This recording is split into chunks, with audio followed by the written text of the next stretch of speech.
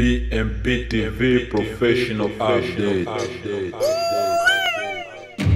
Waendeleaje ndugu mtazamaji na msikivu wa BMP TV Online, mara tena tunazidi kukuletea update za moto kabisa ambazo zinazidi kukufahamisha update kutoka Jamhuri ya Kidemokrasia ya Kongo pamoja na dunia nzima kwa ujumla. Na mimi ni the Mr. Orange, tunazidi kuwakilisha vyema uwanja huu wa BMP TV Online. Kuwa nasi mwanzo hadi mwisho na kufahamu kwa undani zaidi kwa update za leo, ili kufahamu yote yanayojiri katika ulimwengu huu wa sasa pamoja na BMP TV Online. Na huu ni muktasari wa habari.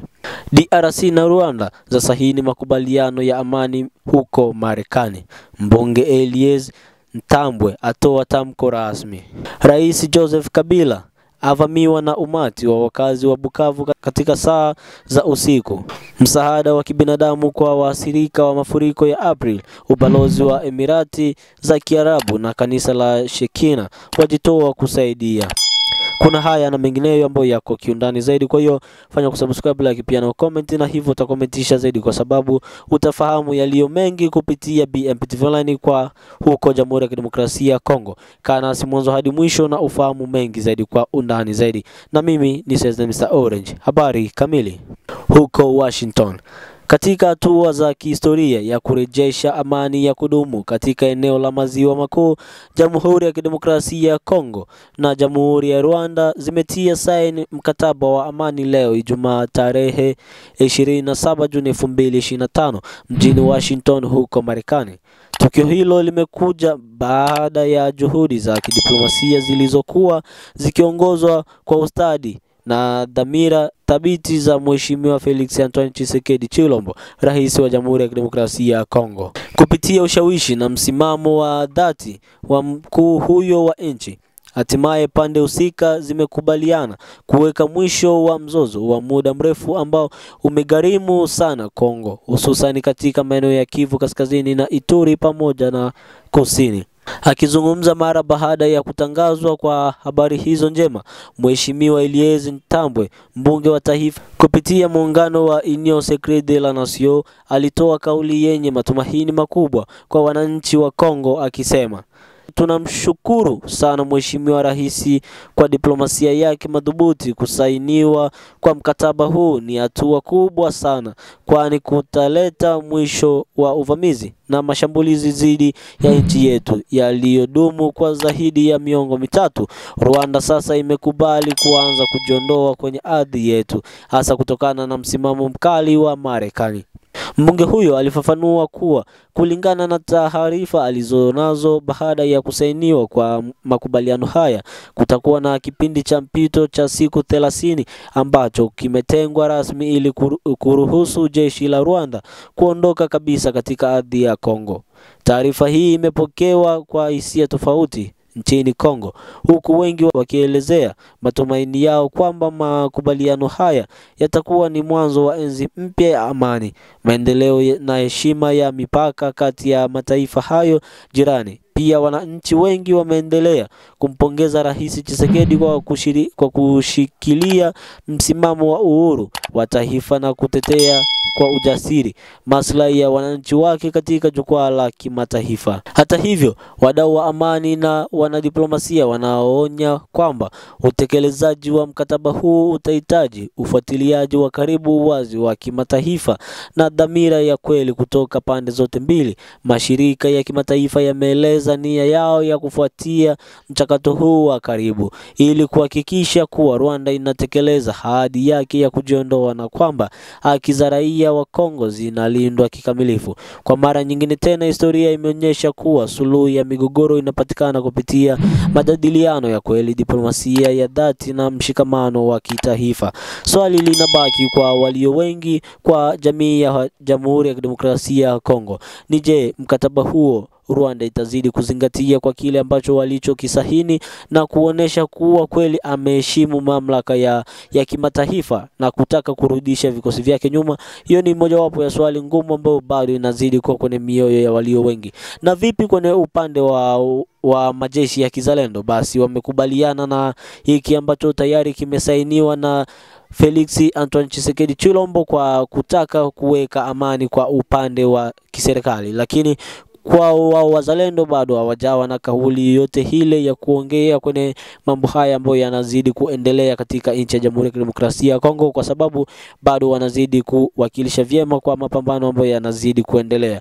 Lakini mpaka mwisho tutazidi kukufahamisha yanojiri, na kauli ya wazalendo tunazidi kuisubiri kwa makini, kwa sababu mpaka haya yazidi kutokea hivi, basi watakuwa na kauli ya kuongea. Huko kulikuwa ni Washington, basi tujielekeze huko Kinshasa. Msaada wa kibinadamu kwa waathirika wa mafuriko ya April. Katika kitendo cha mshikamano na ubinadamu kilichogusa mioyo ya wengi, ubalozi wa Falme za Kiarabu nchini Jamhuri ya Kidemokrasia ya Kongo kwa ushirikiano na viongozi wa dini umetangaza msaada mkubwa kwa waathirika wa mafuriko yaliyotokea mwezi wa April mwaka huu katika mji mkuu wa Kinshasa.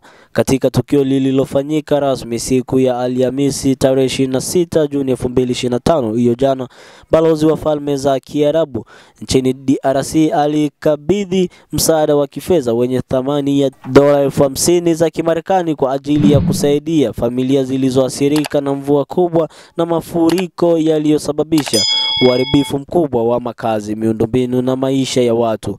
Msaada huo umeelekezwa mahususi katika maeneo yaliyoathirika kwa kiwango kikubwa zaidi, yakiwa ni Tata Raphael, Stade des Martyrs na King Cole, ambapo mamia ya watu walipoteza makazi na wanahitaji msaada wa dharura kwa mahitaji ya msingi kama vile malazi, chakula, dawa na huduma safi. Sambamba na mchango huo wa ubalozi, mchungaji Dioka Nsankuluja, kiongozi wa kanisa la Shekina, naye alijitokeza kwa moyo wa huruma na kutoa mchango wa thamani unaojumuisha bidhaa za afya na dawa, mifuko ya nepi kwa watoto wachanga, pamoja na msaada wa kifedha wa $10,000 za Kimarekani. Viongozi hao wametoa wito kwa taasisi na watu binafsi ndani na nje ya DRC kuungana kwa mshikamano katika kusaidia wananchi wenzao walio katika hali ya dhiki. Wamesisitiza kwamba maafa ya asili sio tu changamoto ya serikali, bali ni wito kwa kila mtu mwenye uwezo kushiriki katika kuponya majeraha ya kijamii na kusaidia kujenga upya maisha ya walioathirika.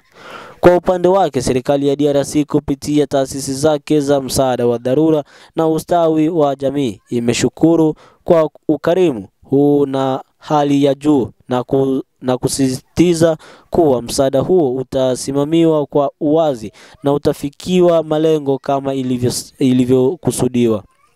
Hali ya hewa iliyotabirika na mabadiliko ya tabia nchi yamekuwa chanzo kikubwa cha maafa mengi katika maeneo mbalimbali ya nchi. Wataalamu wa mazingira wanatoa wito wa kuimarisha mipango ya miji, kuzuia ujenzi holela na kuweka katika miundombinu ya kudhibiti mafuriko ili kupunguza hatari kwa siku zijazo. Kwa sasa jamii ya Kinshasa inaendelea kujikongoja taratibu kuelekea kurejea katika hali ya kawaida, huku msaada kama huu ukiwa ni alama ya matumaini na mshikamano wa kibinadamu katika wakati mgumu huu. Ndugu mtazamaji wa BMP TV, hayo ni mojawapo ya mambo ambayo yanazidi kuendelea katika huko Jamhuri ya Kidemokrasia ya Kongo. Lakini swali kubwa linakuja, je, kwa nini wafadhili kama na hawa hawakukumbuka maeneo ya Kivu Kaskazini pamoja na Kusini ambako bado maafa ni makubwa ambayo yanazidi kuendelea? Na tukikumbuka pia kwenye maeneo fulani ambayo ni huko Jamhuri ya Kidemokrasia ya Kongo, kwa huko maeneo ya Kasaba ambako nako pia kulipita mafuriko makubwa na walio wengi kupata majonzi makubwa ya kuachwa na kuachika wengine. Lakini kwa nini wafadhili hawajaona upande wa huko mpaka waje kuona maeneo ya Kinshasa? Na kwa nini mpaka sasa hivi nchi ya Jamhuri ya Kidemokrasia ya Kongo haijachukua hatua madhubuti kulingana na watu wale? Hayo yote ni maswali mojawapo ya kutaka kujiuliza ili kupata jibu sahihi kwa wewe na mimi, ndugu mtazamaji wa BMP TV. Kwa hiyo tuwe pamoja kila wakati ili tuweze kushare update kama na hizi kwa kila wakati. Na huu ndo mwisho wa habari yetu hii ya leo. Ulikuwa na Mr. Orange, tunazidi kuwakilisha vyema. BMP TV ni yetu sote. Asante.